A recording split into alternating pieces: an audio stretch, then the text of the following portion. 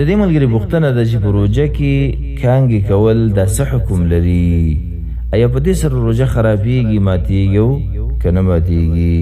جواب دا د عزتمند ده کانګې او الټې دا دوه حالته لري. یو دا ده چې قصدن سړی خپله کانګې کوي، خپله حلق ته مرۍ ته ګوته نه باسي، او یا بله طریقه وي کانګې په زوره وکړي، نو په دې باندې روژه ماتېږي او دا سړی به د دې ورځې قضا راوړي چې رمضان تیر شي دغه ورځې قضا به راوړي.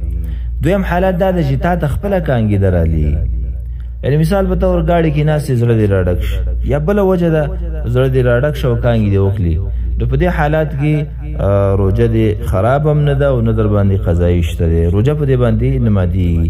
که دا ډېرې او که دا لږې وي، یو خانه کوونکي چې خپله وشي په دې باندې روژه نه خرابېږي. دلیل په دې خبره باندې هغه روایت د ابو هریره رضی الله عنه د چې کوم امام ترمذی رحمه الله وغیره نقل کړی دی او صحیح دی.